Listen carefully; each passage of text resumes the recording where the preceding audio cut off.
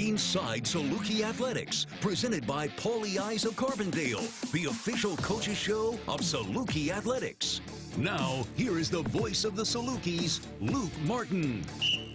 Discover the authentic taste of tradition at Paulie Eyes Pizza, a Carbondale landmark proudly serving Southern Illinois for over 55 years. Located at 509 South Illinois Avenue, their family-owned pizzeria is renowned for its commitment to fresh, high-quality ingredients and time-honored recipes that make Paulie Eyes a favorite for Southern Illinois pizza lovers. And we know many of you go to Paulie Eyes of Carbondale before you see this guy and his football team in action here in Carbondale this weekend against Illinois State. It's that Coach Nick Hill who joins us here on the program. Coach, always good to see you, my friend. Good to see you. How's the early week of getting right back after it at practice this week? I know Tuesday's your first really huge practice with the guys, even though I know you meet on Sunday and give the guys off on Monday. Yeah, it's always good to get back out there. I mean, you've got to, you got to enjoy everything about this game and practice from the meetings. That's what I said. I mean, sometimes it's hard. It really is. You put so much into it, and you're not guaranteed results. And that's what we sign up for. And not that's easy. You sometimes you feel gutted. You got to fly back, and you got to get back in the building, and but that's our job. And that's my message to the guys is. A lot of times there's I do have a responsibility to the guys of teaching them about life and about what this game can help you with in life, the learning experiences. And, that was my message to the team today. I mean, there's going to be in this game, you give it so much and you put your heart on the line and in preparation and stuff, and things don't go your way. The only choice you have is to get back up and do that exact same thing again. And I told them, there's going to be a lot of times in life, whatever that is, in business and health or things that do not go your way. You did everything right, doesn't go your way. The only response that you have is to keep going. To keep a good attitude, to come in here. I always chuckle at people. It's like you're not supposed to be human. You go get something to eat or something or show up, and it's like, oh, hey, that's Coach Hill. They've lost a couple games in a row. And it's like those are the tough things of the season, but you can't let yourself get into that mode, especially as coaches. Your team feels that way. I'm excited and about the challenge that we have, to turn it around. We've lost to two really good football teams. We've played 4 FBS ranked opponents. Yeah. We've been challenged in a lot of ways. It's exposed some things that, we have to get better at. That's what I've told our staff. I mean, that's why we coach. That's why they need coaches. We have to have that sense of urgency and expectation of ourselves too. So what are we doing well? Where are the trends? Self-scout ourselves. And, as a staff collectively, let's meet that challenge head on and get back on track. It just takes each game is really its own entity. So we have to beat Illinois State this week, not anything else or what your record is. It's solely focused this week to get a win. It's easy when you look at it from your own perspective, Coach Hill, of hey, these are things that we got to get better at. What can get lost in translation is the fact that you mentioned you've played some really darn good teams, and you look at what is rankings aren't going to shake up this much over the first 7 weeks of the season, but 6 of your 7 weeks are going to be against ranked competition, with BYU being ranked in the FBS, and the only team you haven't played that was ranked was Austin Peay, who was receiving votes the week you played them. So the challenges are going to be there. So it's easy to say, hey, this is what it looks like from our perspective. But there is a part of you're going up against really good competition. What have you been able to put your fingerprint on just when you're able to dive into the film of these are areas where we need to control, where if we flip it here, yeah, they're going to make plays. But there's still a lot within our control and the high expectations that you have for your guys. Yeah, and I think the message is too is we're a ranked team, so we have to go beat ranked teams. That's no excuse. I mean, we hold ourselves at that level, so we have to go beat ranked teams, good teams. Every week is a challenge, but I mean that's what it is. And so But yeah, I think there's a lot of things. I mean, offensively, none of these are rocket science things either. Where I'm going to come on here and give you some big answer of how and when. If we knew that, we would have done it last week. But we've got to score. We have to score more points. We have to be efficient with our drives. There's some things that when you look at like yards per play, usually is an indicator of like, are you moving the ball? Are you being explosive? I think we're ranked in the top 15 or 20 in the country in yards per play, but it's not resulting in points. 9 out of 19 trips to the red zone. That's way down in the country. So we've had to go for it some at the end of the games. We've been on fourth down in the red zone, but that's our job duty. So and those are correctable things. There's things then, what's our plan down there and executing at a higher level there to put more points on the board. We got to get off to better starts of the football game. I think, when we do that, momentum is real. Of just having that, we've got to look up and get going, and then defensively, yeah, we've got to get stops.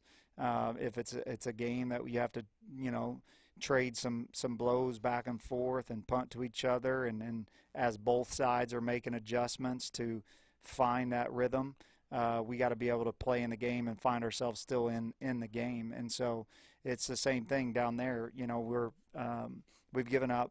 We've had 18 trips to the red zone on defense. We've given up 14 touchdowns. Those gotta, and that's the thing is, like, for this week, then we have to look back. What are the stats for this week? How many trips did they have? Yeah. How many times did we keep them out of the end zone? How many field goals did they have to kick? Limiting their trips down there.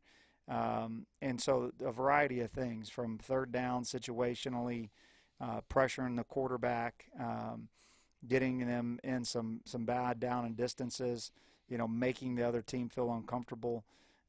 So, I mean, we could talk on and on, but these are all things that we look at as coaches, and then, obviously you put together the plan to try to practice that, and then we got to go do it on Saturdays. Look, and I don't want to totally regurgitate the game or even post-game on Saturday with you, but, we've had a lot of conversations in our 2 years around each other, and I've obviously within our league, I've always said, man, after tough games or results, like, been disappointed. You're always disappointed when you can't get it. But on Saturday, I could just tell just a big level of frustration just with you and just necessarily how it looked on Saturday.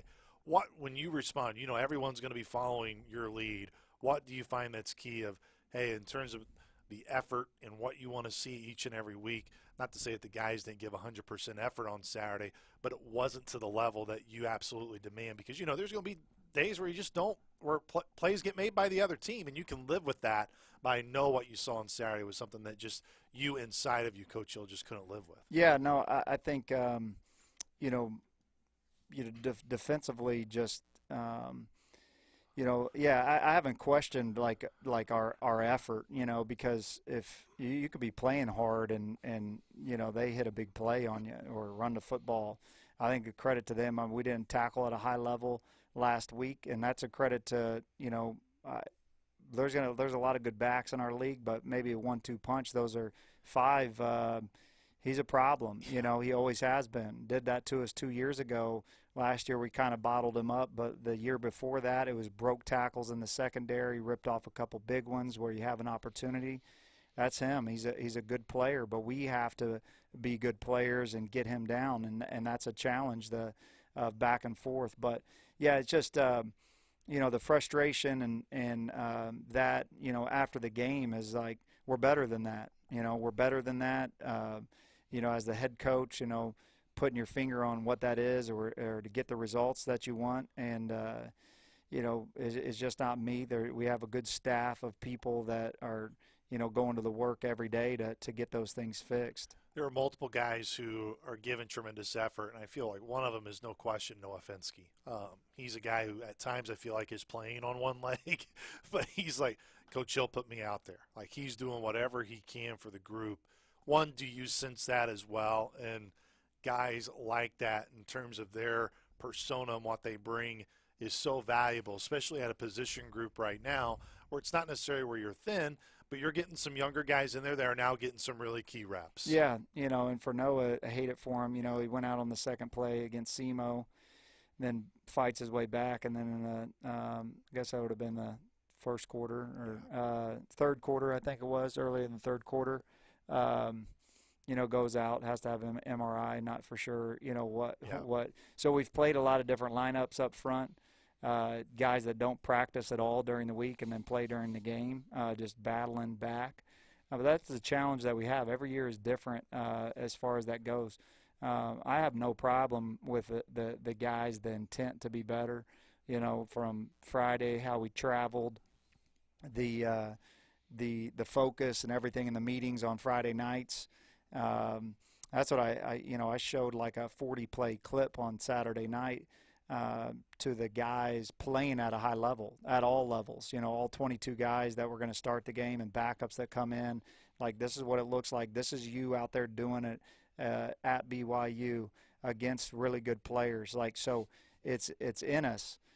So we have to take the field with confidence, and then we have to go and execute, and then we can't let either side of the football affect how we go out and take the next series. And so that's what we got to improve on. It may be a small, minuscule thing to look at in terms of what this player's numbers were for you on Saturday, but you could sense throughout last week in practice, Coach Hill, that Jay Jones was going to get an opportunity on Saturday. And I thought Jay made the most of his opportunities on Saturday, and at times could have potentially had a bigger day if maybe some passes got to him a little bit easier.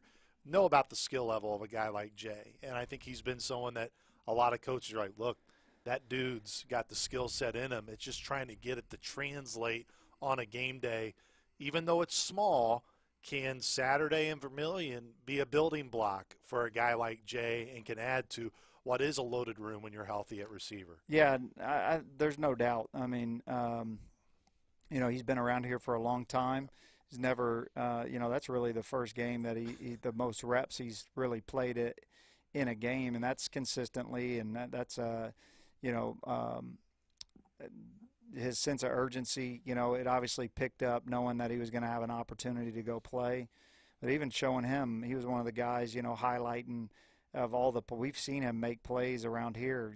He led us in catches in all of training camp. So now it's time to go translate that out and on Saturday, hold yourself with that confidence, go make plays. We have no problem, Jathan, with continued opportunities. We'll make plays. You, of course, have relied heavily on a guy like Jerry and Parker. I know LaShawn Lester came back last week, was able to provide some reps as well at running back, but Jerry, and a true freshman, really being thrusted into this role. I know we talked about him at times yesterday, but I do believe, Coach Hill, you saw in that game against South Dakota at times, you could see those reps and those game reps really starting to benefit Jerry, and he's starting to really kind of get that mentality of what you want to see in a running back, especially a guy so young. Yeah, no, these are super valuable reps for him. And as you go game by game, you're not the same player you were even 3 weeks ago. You're not the same player that was just happy to be traveling at BYU, knowing that you really had no expectation. Like, there's 4 guys in front of me, probably not going to go in. And then same thing the next week. And am I going to redshirt? Am I even going to, play? And then boom, you're going. You're going to get better. You're going to get way more practice reps, and you start to see that. I like Jarian's demeanor on the sideline. I like his demeanor, up or down, just his commitment. And so being so young, he's going to keep growing. Of course, we have Chris Presto coming on the show, and he's going to be talking about kind of his involvement with Alex's Lemonade Stand and raising awareness for childhood cancer. Stone Labanowitz is watching right now too, Coach. So we'll give Stone a little bit of a shout out as well. Small one. Yeah, small one. Head get too big. If we sat here and had a segment on Stone. Appreciate that you love the setup here, Stone, as always. But obviously, Blackout has been around here for a long time, and Southern Illinois is the one who started it with your former teammate Mike McElroy being a part. We're going to have Woody Thorne coming on the show, who I know is a very special guy to you as well, and stop by and talk to you a little bit earlier today. You always make time with your team this week to explain to them the money and the revenue that this game has generated and the purpose of there's another name on the back of their jersey. Typically, you always say you play for the name on the front of the jersey, not the back. but this week is unique in that. How unique is it for you still each and every year when you get to this week? You know you're focused on the game plan and wanting to put the best product out in the field, but to know it is different when you see those uniforms and you're a guy who's been around it since virtually the start of it. Yeah, no, it's an incredible thing. It's an incredible game. Just right for where the money goes, and then you can actually see it make an impact somewhere. So many times, sometimes you don't get to see what that impact is, or you donate money or whatever it is. I mean, it's really right here in Southern Illinois, and it takes a lot of planning and a vision, and for Mike McElroy to do that, and then to have someone like Woody and the board that is like, let's carry this thing out, let's make sure, and it's incredible. I think, like I said on my press conference, it's more about the perspective you need to have. As soon as you start in a game, or even a week of preparation of, and you think about who you're playing. There's a name back here. Maybe you know them, maybe you don't, but you know that they've been impacted by cancer, and you don't have time like that. You're healthy. You're running around. You get to do this. We get to do this. They're not making us do this. Like, we get to do this, and so there's a certain level of how you respond to things, what your body language is like. You can't get your feelings hurt because there's somebody that we're representing right here, and it's a great game every year, and just really seeing the impact that it's made on people in Southern Illinois is remarkable. Yeah, I think it's close. We'll get into the numbers with Woody too, just the amount of money that's been raised over the years, and not just the money, but as you hinted at, actual tangible facilities that you've seen grow here has been just a huge benefit to this area. I know a lot of people that you know personally as well. Let's kind of get to the game. Illinois State, this is a group that, again, they're ranked as well. It's just kind of the norm when you go throughout the year.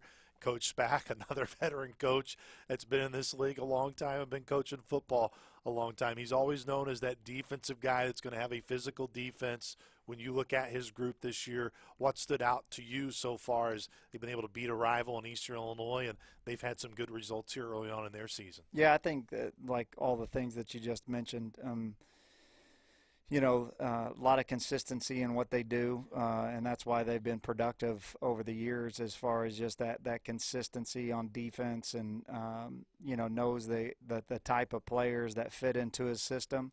So it's almost like that maybe the name and the jersey changes, but it's the same type of guy that they find to put in those pieces, and that's hard to beat because it's just consistency.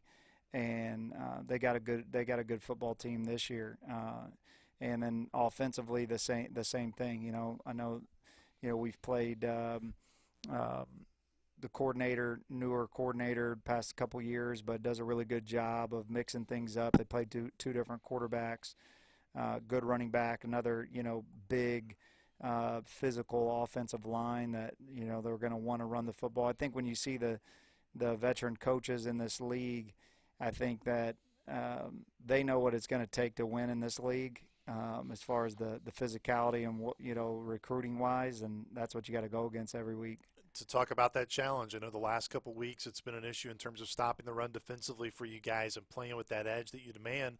Well, you're going to find out even more right this week. I mean, this is a really good challenge for your group of, hey, I know the last couple of weeks haven't gone the way we wanted to, but guess what, guys? You got to get right back after it. And at the end of the day, Saturday, you're going to know whether you're making improvement and you're trending in the direction you want to go in. Yeah, no, it's a great challenge for us. I mean, that's really it. It's a great challenge for us, and are we going to meet that challenge and get back to doing the things that we know that we can do? And so it's not going to be easy. A team that's physical and wants to run the football. And then Saturday, that's what they're going to do. They're going to line up and do that, and we have an opportunity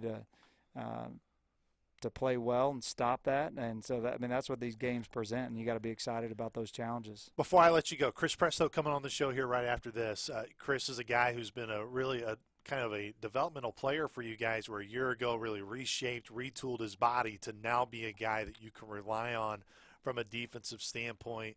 The joy you get, I know this is a question I seemingly ask you a lot, but there's a reason for it, is you guys take a lot of pride in bringing guys in and developing players. It's just not all mix and match with the portal and kind of ignore high school kids that you bring in. The important it is to see guys like Chris continue to grow. What you've seen from Chris so far this year, having probably a little bit bigger of a piece now with Colin going down defensively. Yeah, well, first of all, Chris is a rock star as far as like a kid. I mean, you know, I've texted his dad before and just said, like, I'd be proud if Chris Presto was my son. You know, just the way he handles himself, the way he acts, the teammate he is, from, you know, just like little things. I mean, if the team comes over to our house, most times he's like the last person to leave. He's playing with the girls, or we've had family friends over before, and he's playing like softball out in the wiffle ball, and he's the guy that's like sweating and playing, and the kids are just like, man, we love Chris, you know, or he just speaks to people. He's got a hospitality about himself. And, you know, it comes down to, I mean, Stone had a reason of why recruiting him too. Stone's down there in the area, and continue to say, like, man, Presto, this kid's a good player. He was a kid in high school that played, like, on both sides of the ball. Jack Daniels is head coach, who's really one of the best coaches in the country. And he's one of those coaches that whenever he tells me something about a player, it's like, I don't need any more I don't need anything else. Let's go get that kid. You know, like you know that they're going to be tough and they're going to be coachable. And like when he says that, like you take it to the bank. And so he was kind of one of those kids just by my relationships. I mean, Jack and then Stone and everything started to check, because there were some people like, you know, he wasn't like way up on the recruiting list, you know, because it was like, is he going to play offense, defense? Is he going to play linebacker? You know, he's 195 pounds. And I was like, I don't know, but we're taking him, you know. And then he plays as a true freshman, and he's out there starting. It's a credit to him just because of, like, the person that he is. Coach, looking forward to this weekend. I'll tell you this. I know you like the energy I bring to my Poly Eyes of Carbondale reads, but after a win on Saturday, this time next week, I want to have you read. Okay, the I got coming it. into I got the show. it. I got it. That's on the line for you. Yeah, on Saturday. I need some practice of that. Stone can critique me. Yeah, there you go. I'm sure Stone always critiques me too. He critiques all of us. Coach, appreciate the time as always. Looking forward to getting back after it this weekend. All right, appreciate it. Once again, that was head coach Nick Hill. We'll take a time out here on the show. When we return, we're going to be joined by Chris Presto here on the program. This is Inside Saluki Athletics, presented by our friends at Poly Eyes of Carbondale.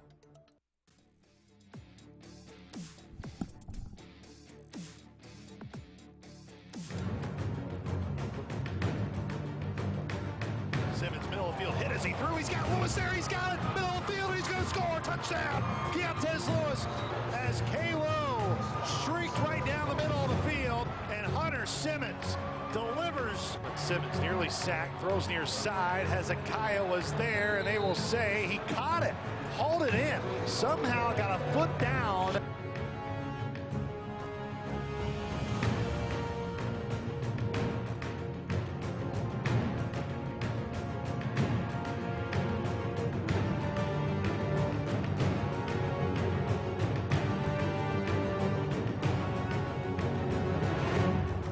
Looking near side, Jay Jones is there, and he makes the grab.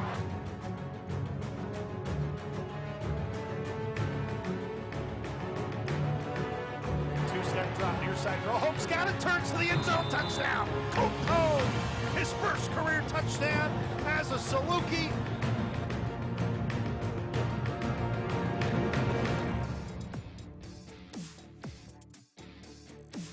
Welcome back to Inside Saluki Athletics, which is brought to you by our friends at Poly Eyes of Carbondale. This weekend, of course, Blackout Cancer. A lot of great things going on at Saluki Stadium, and also a great Saluki that's doing some really good things as well, raising awareness for childhood cancer, is Saluki linebacker Chris Presto, who joins us now here on the show. Chris, good to see you, man. How's the week going so far? I know just got off the practice field this week, and I'm sure you guys are ready to get back after it, especially with the big home game this weekend. Yeah, it's pretty good. You know, we gotta bounce back got to get that first home Valley win this weekend. That's all we're focused on. Before we get to your initiative, I know former Saluki, Stone Yeah. Labanowitz involved in this as well. And we'll get to those guys in a moment. But let's talk about the football aspect and really just your journey here at SIU. Yeah. A year ago, mostly special teams, didn't necessarily get a ton of reps in terms of linebacker a year ago. Now you're a key piece. Yes, sir. Describe the differences over the last year and really your personal growth here at SIU, Chris. Well, yeah. I mean, I came out of high school thinking I was going to play on the offensive side of the ball somewhere, receiver, H-back, something like that, whatever.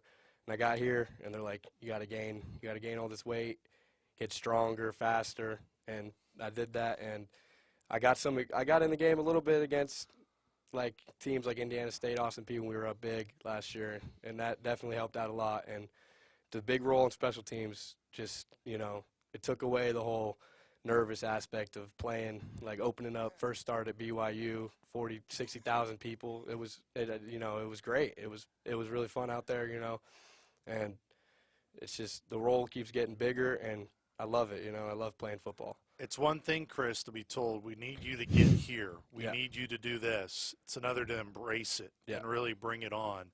How much has your body evolved since you first got here at SIU? When you look back and look at pictures of yourself, it's got to be a pretty big transformation. Yeah, on the visit here, Meade, all the strength staff was telling us, like, your body's going to change within the first year. You're going to see it. And I was kind of like, whatever. That's what everyone says, but it does. I mean, you see the differences. You kind of grow up and just become a man, and it's great to see. It's just amazing what they do, how they treat us over there. What have you enjoyed most about just kind of the evolution here for you, Chris, and really buying into the weight room, getting to know Coach Meade so well, and fully being like, I'm going to be a part of this linebacking core and be a big piece of it? Yeah, I mean, the best part of our linebacker group is how closely knit it is, and how much we really care about each other, and we push each other, we joke around, but when it's time to lock in, it's time to lock in, and that's what's great about our group is we know when to focus, we know when to mess around,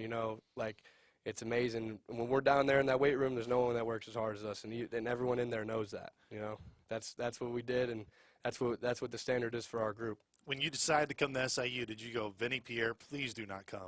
Like, Vinny, we've been teammates long enough. Like, was that any part of it? How is that connection with you and Vinny, of course, being high school teammates and now being college teammates here in Carbondale? Yeah, it's awesome because coming from a place like so far away, Florida, coming up here, you don't know anybody. So when you get somebody to come up here with you, it makes the whole process of meeting new people easier because, you're comfortable with that guy. You guys are comfortable with each other. And you can just spread that around to your teammates and get that bond because that's the main thing that's going to win games is how close we are together, how much of a team we are. And the BOC Vinny get his first turnover this year, being able to get the pick, of course, to seal the Incarnate Word game. That was great. It was no doubt. I told him to knock it down. Well, it's one of those things where for us, like from our view, thought he did, and it was just incomplete. And then we hear the official get over the PA. It was intercepted. Oh, wow. Yeah. So even bigger for Vinny.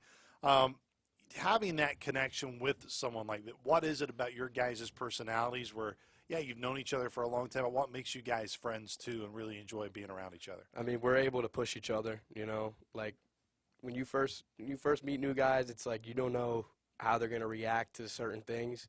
And I know how Vinny reacts to things, so I'm able to, let's go, Vinny, come on. He can do the same thing. Come on, Presto, come on. Yeah. We need you, stuff like that. And it really helps us, because we could spread that all around, like I said. And it is what it is, Throughout fall camp, Chris, just watching you guys practice and when you guys have been successful, and even last year, no doubt the defense play with an edge and play with that attitude, that expectation. It's clear the last couple of weeks haven't been up to your guys' standards. Mm-hmm. What's the biggest thing you guys communicate internally right now, Chris, of we need to get back to what we know we're capable of being? I mean, we gotta play. We gotta play the whole game. The first few games, we'd play 2-3 quarters and fall off in the fourth, let teams get back in. And this last game, we didn't start well at all. We dug ourselves in a hole 35-7 at halftime. We can't have that. When teams get down to the red zone, we gotta force field goals. We can't just let them walk in the end zone. It's stuff like that. Stuff that we did last year that we're not doing this year. And it's frustrating for the guys who were here last year who didn't play, like, you know, we didn't play as much, and Yeah. it's just like we gotta bring that standard back, and we're working on it. Look, when you play in this league, you're going to go up against really good teams. And you're going to see another one this weekend, Illinois State, South Dakota. You tip their cap. I mean, there's a reason why they're top 5 in the country. But, you know, they're going to make plays too, Yeah. Chris. So what's the biggest thing you guys have to, I hate to say, you know, focus on or keen in on when, for an example, look like you were close to getting Bauman stripped near midfield. You get that turnover. Yeah. It ultimately gets reversed to, you know, there's going to be those ebb and flows in games. How you make sure of, hey, when they're starting to get momentum on the other side, you guys need to find a way to create your own momentum. Yeah, I mean, you just got to have a short-term memory. Good things happen, bad things happen, next play mentality. You know, we thought we were getting off the field, we weren't, and we got to get a stop there anyway, you know. Then, I mean, you just got to move on to the next play, put the good and the bad to the side, and keep playing. The best thing about this show, Chris, is I always hear from Mama Presto that she's always watching or interacting. I know she's doing that right now, which is great. So the Presto family, yes, the Presto family, very special to us and the Saluki radio crew. Well, of course, this weekend, Blackout Cancer, no doubt, it's a great fundraiser that the Salukis do for SIH. You'll be wearing a black uniform this weekend. But you're also taking part in something else that's raising awareness for childhood cancer. I know there's going to be a bigger piece in terms of the fundraising side next week for the game against North Dakota State.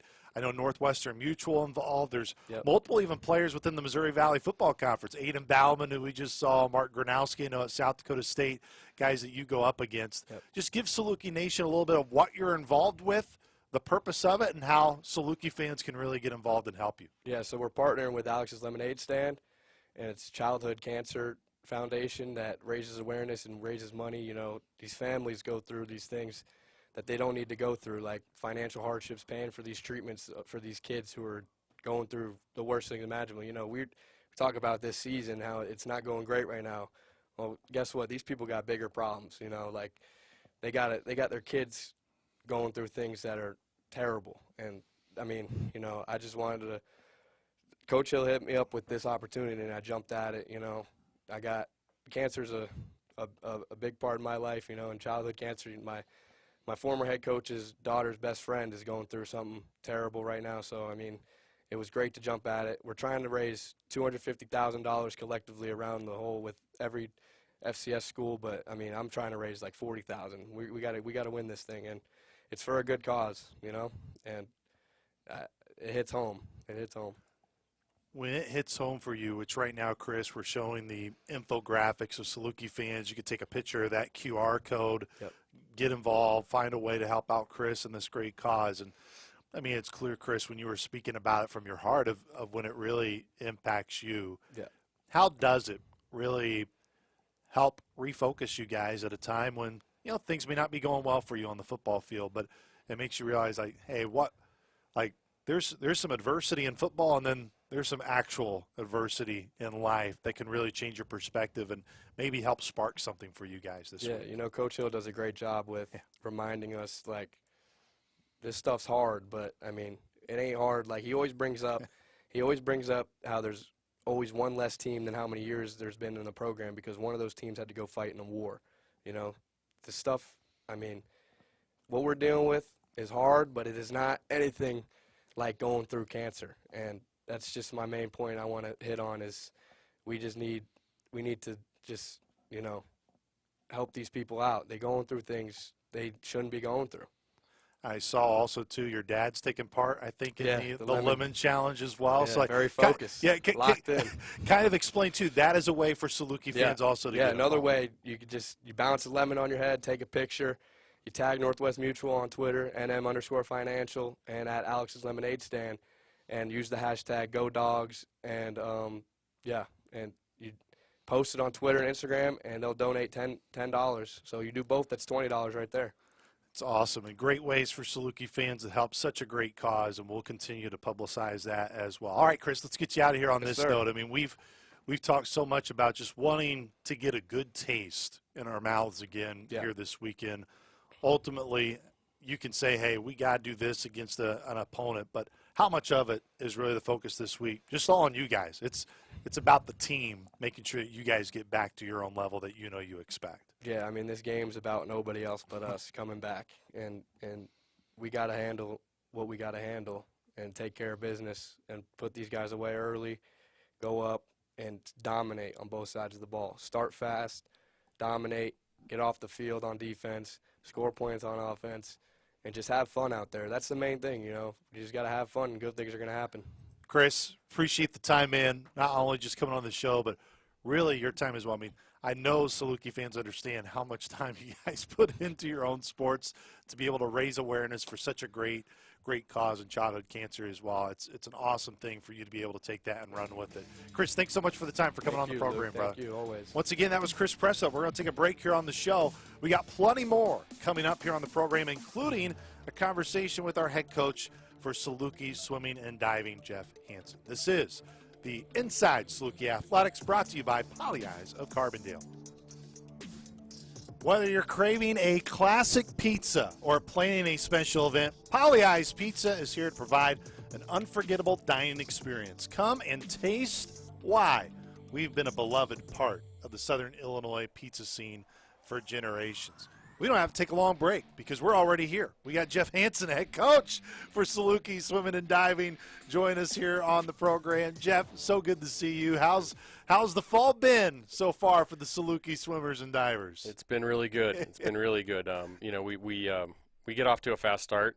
We've been practicing just now for just over 4 weeks, and we're ready to compete tomorrow. So, and you mentioned competing tomorrow. It's just kind of take us through how quickly the fall can really go for your group for a season that's already a long season for your teams. Yeah, it's super long start to finish. So we break it up into segments. You know, we had early season training. We do some stuff out of the water that they're not very good at or don't like. Some running, some stadium stairs, just some early season fitness things that are out of their wheelhouse a little bit to kickstart their fitness, and then we start being full-time swimmers and divers once we're about 3 weeks in. So we're in that mode now.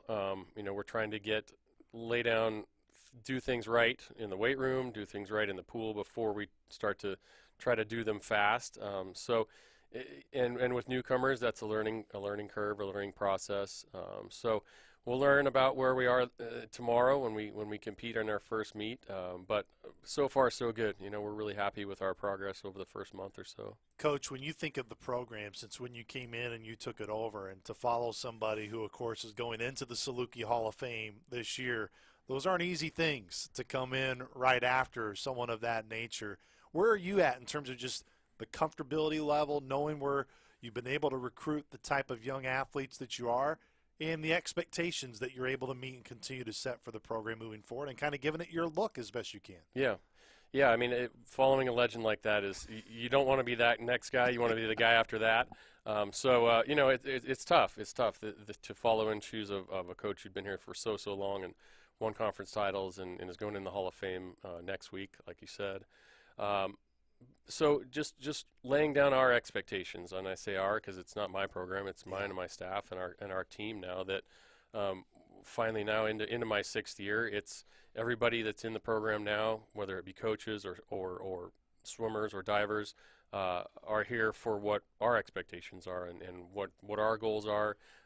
Different training philosophies. I mean, it was vastly different than what Coach Walker had done here for a number of years, and so just working through some of those growing pains, and then of course COVID hit in the middle of all that, and it's kind of like, you know, a hard reset there, just the whole thing, college sports in general. So we feel really good about where we are now, and you know, I've added a new coach to the staff this year, Michael Hampel, after a coach left.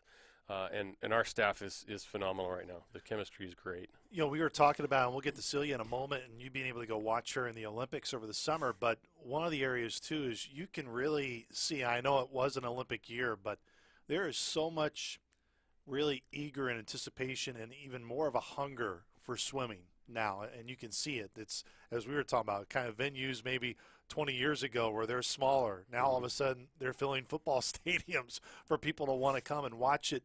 As you go out and recruit and you see young athletes getting involved in the sport, can you see the uptick in the energy and enthusiasm for swimming and diving like we see, of course, on a national level? Yeah, for sure. I mean, of course, every 4 years it comes to the forefront, and Yeah. track and field on the second half of the Olympic Games, those are the two that really get a lot of attention that don't get it all year round.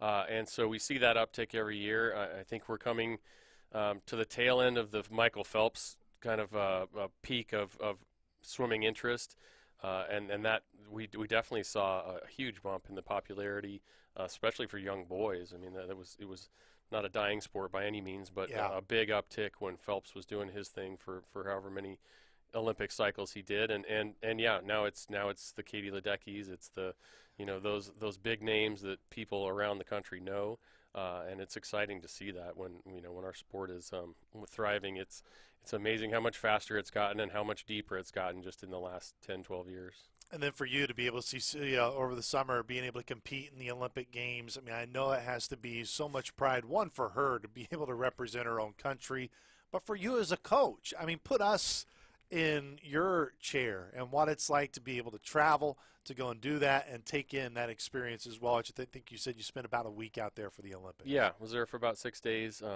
Celia got there a few days before I did, and then stayed and enjoyed herself afterward. But yeah, it's really a special experience. It's my second experience at the games. I had some other kids make the team in 2012 and didn't go to London, but yeah, I mean it's the pinnacle of swimming. To be at the Olympic Games and watching her come out on the pool deck to warm up, and just watching her take it in and then compete really well. I was really proud of her.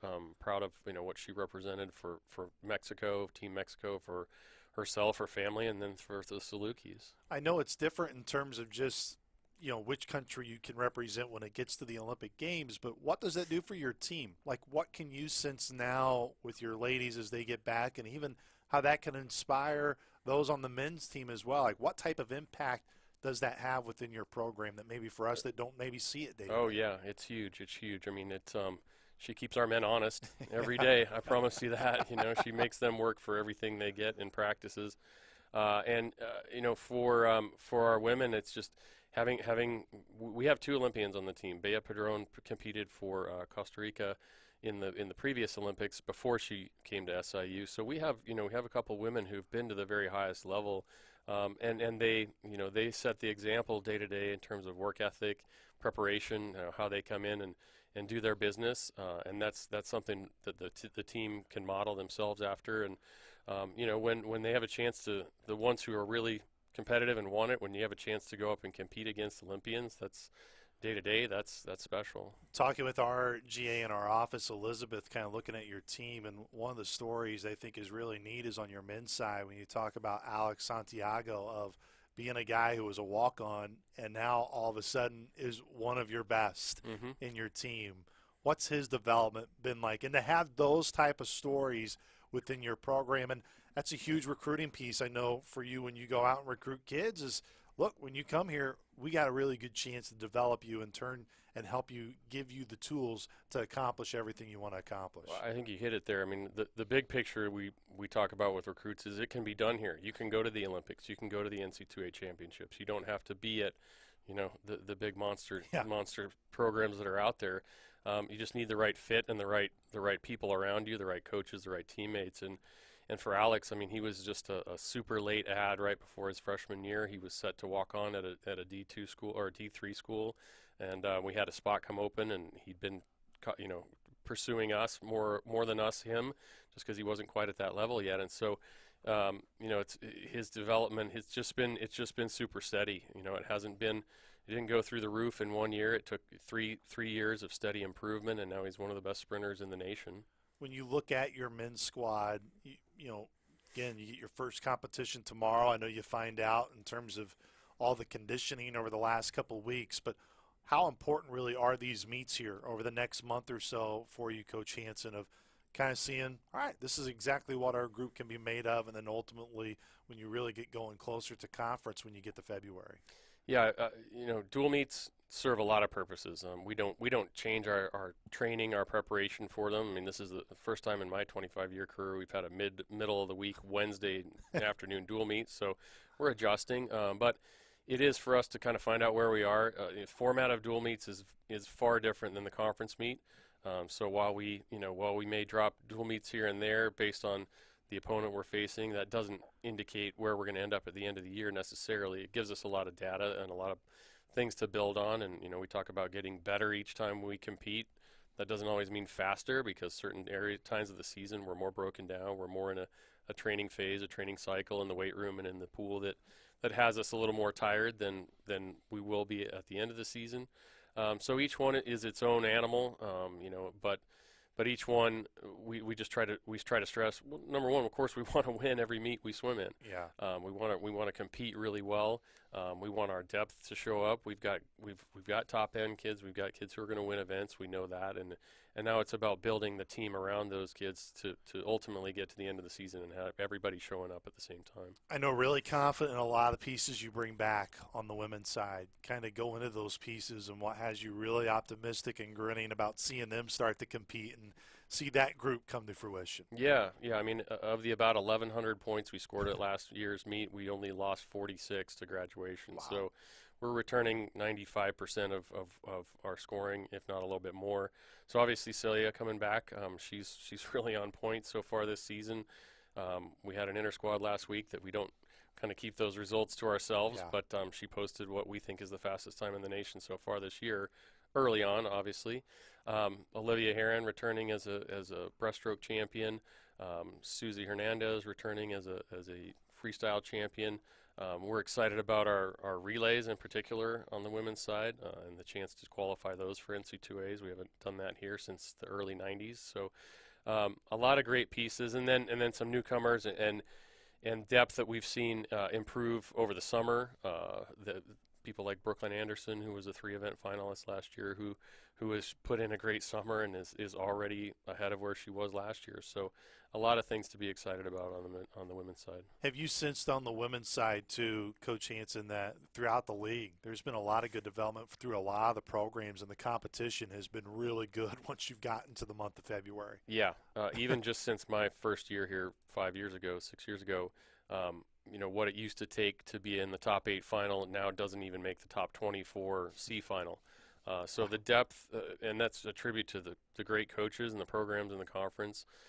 Indiana State is a quality program that is only, I don't know how many years now, but not more than maybe a dozen years old, and they've really done a great job, pushing themselves to the top. Missouri State is at the top. They've won the last 8 years in a row, and so they're the ones we're all chasing after. But the depth, the coaching, the quality of coaching, the attractiveness of the conference to recruits has really improved over the last 5 years, and so you can't show up there and be a little bit off, or you're not going to be very competitive. One of the questions I always like asking our different coaches, Coach Hanson, is, look, what's special about Saluki Nation is whenever you wear a Saluki dog head, when you're going out and about, people recognize it, and they will yell out, "Go Dogs," etc., whatever it is.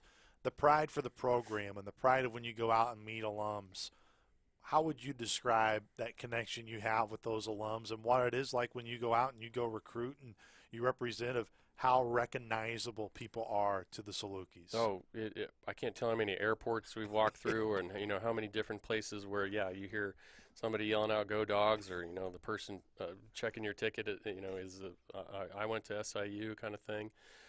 So they're everywhere, and it's a really cool thing. I think you mentioned alums. We've got such a special connection with our alumni. This program goes back decades. The name Bob Steele is kind of the synonymous with Saluki Swimming, going back 50 years now. Bob, and we think about 100 alums will be back next week for Awesome. the Hall of Fame induction. We're going to honor all of our current and former Olympians at an alumni event and at the football game. So it's special. It's special, and I think folks are excited about where we are and excited to come back and see it in person. I know it's going to get even busier for you over here the next couple months, but that's a good thing. Mm-hmm. We'll have to make sure we get you on here back in February, right around championship time, and preview that time for you and your teams. Coach, really appreciate the time, you hopping on and sharing it with us, and I know now the excitement, right? Now you can get out of the office and you can really, Yep. even though you probably don't leave the pool too much, but now you actually get results in competitions here. Exactly. Coach, appreciate the time. Thank you, Luke. Once again, that was Geoff Hanson. We're going to take a break here on the show. When we come back, we're going to be joined by a really good friend from SIH. Woody Thorne joins us to talk about this tremendous effort in the blackout cancer game this weekend with the Redbirds of Illinois State.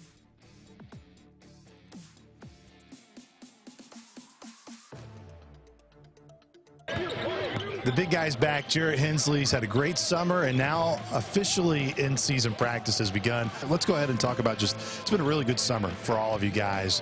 What's been the biggest carryover from the summer to the fall for you guys as a team? Yeah, I would just say building that camaraderie, teamwork every single day. Coach Nagy really emphasized that this summer. All like the new guys, we have a lot of new, faces, so got to kind of build that, and we carried that over, I think, through the summer, and now we're kind of have that foundation set. So we just got to stack days now and continue to grow as a team.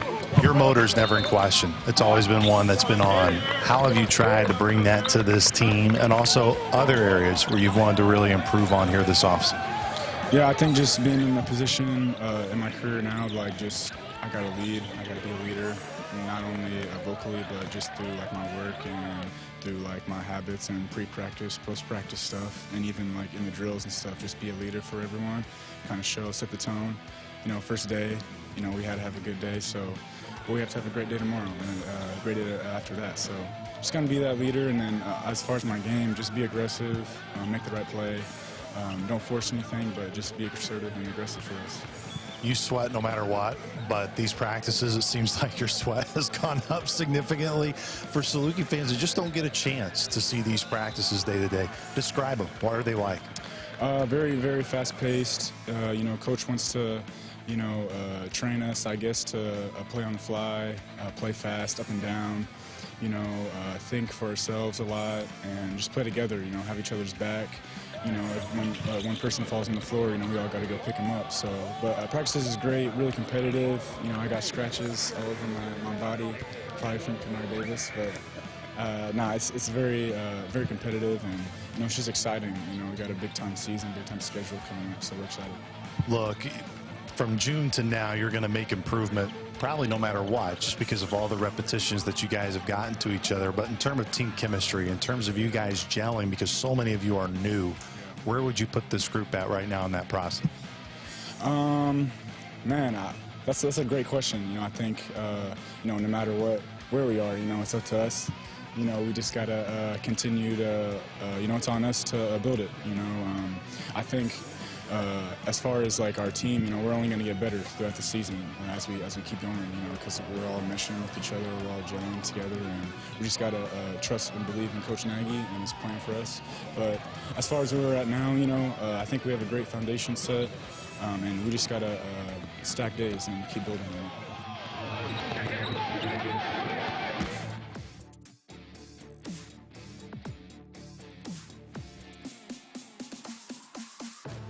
This is Inside Saluki Athletics, brought to you by Poly Eyes of Carbondale. This weekend is a special weekend here in Terre Haute. It is the Blackout Cancer Game, which is brought to you by our friends at SIH. He is such a great friend of Saluki Athletics, and he's been a great friend to me since my arrival in Carbondale last year. He is the Chief Development Executive for SIH, and this weekend, well, it's always a big game whenever you can get back home at Saluki Stadium.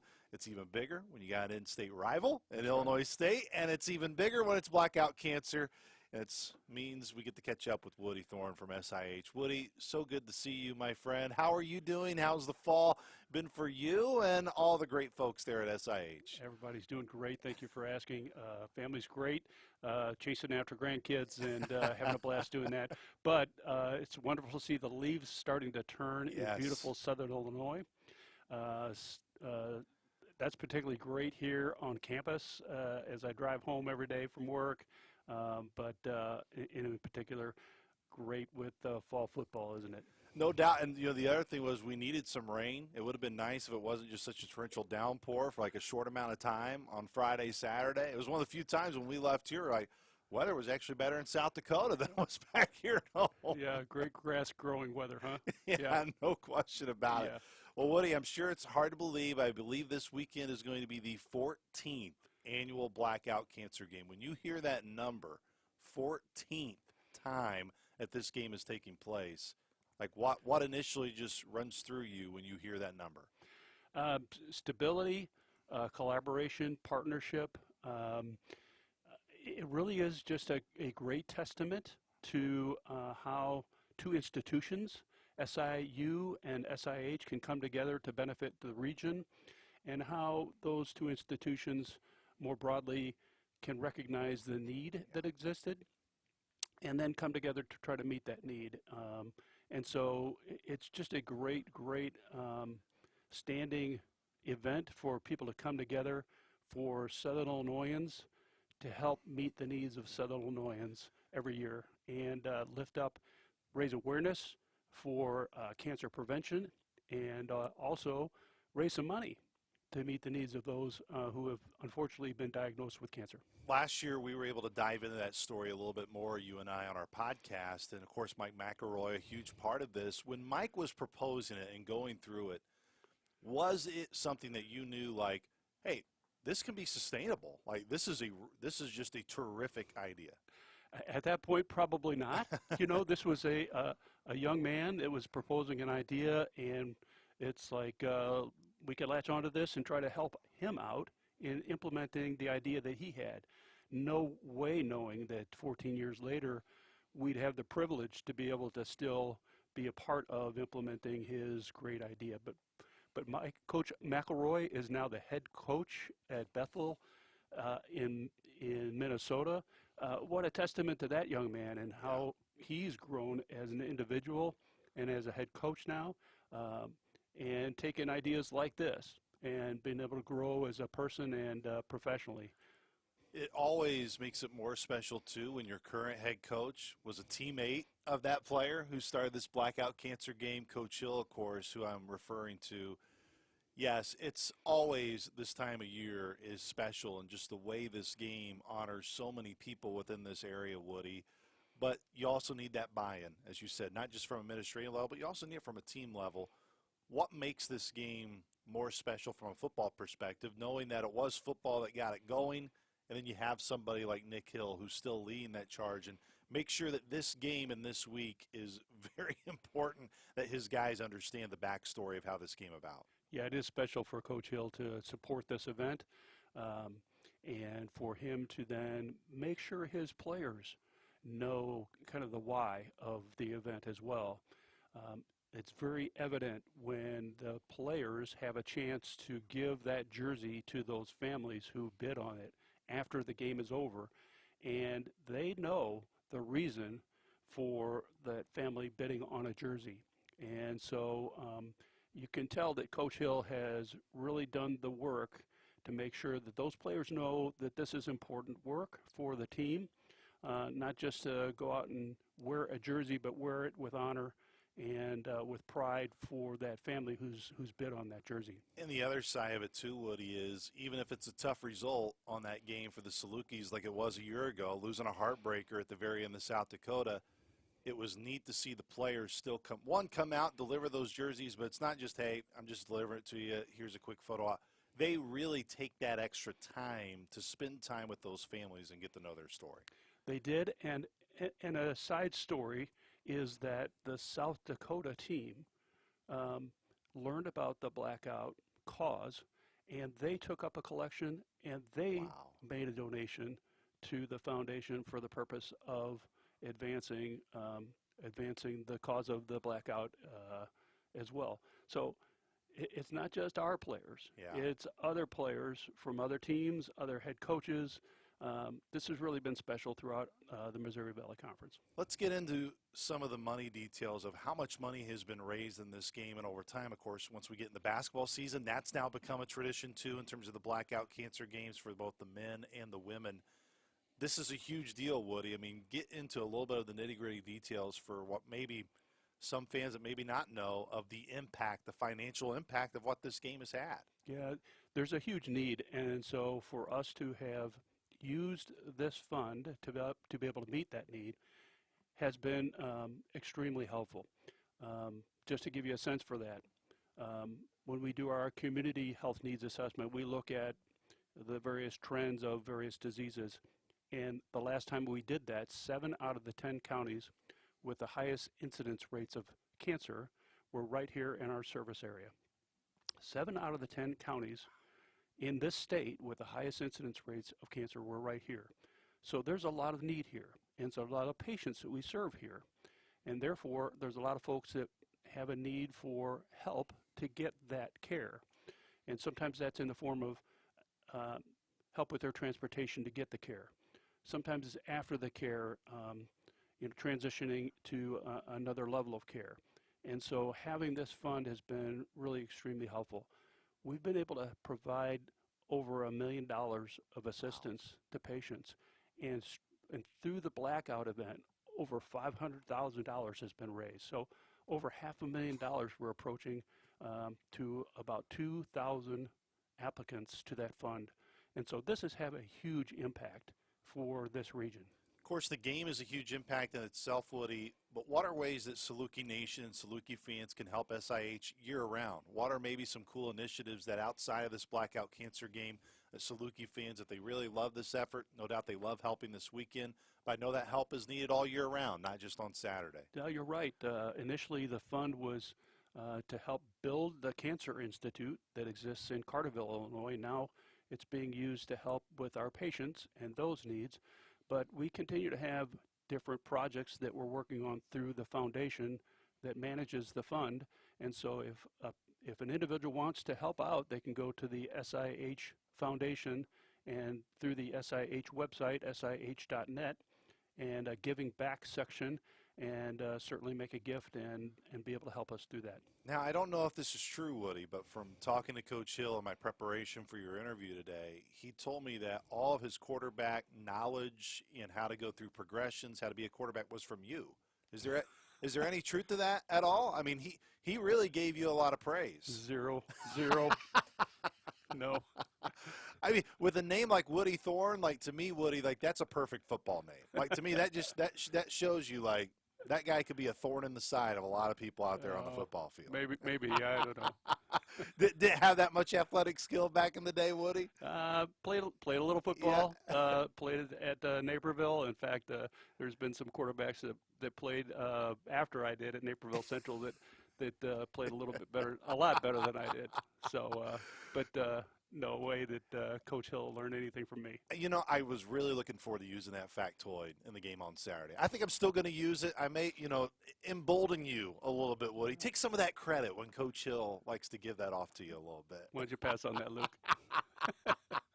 I will not pass on that. I promise that, Woody. But Woody, it's always really good to see you each and every year this time. I know it's a really special time for you and all the folks at SIH.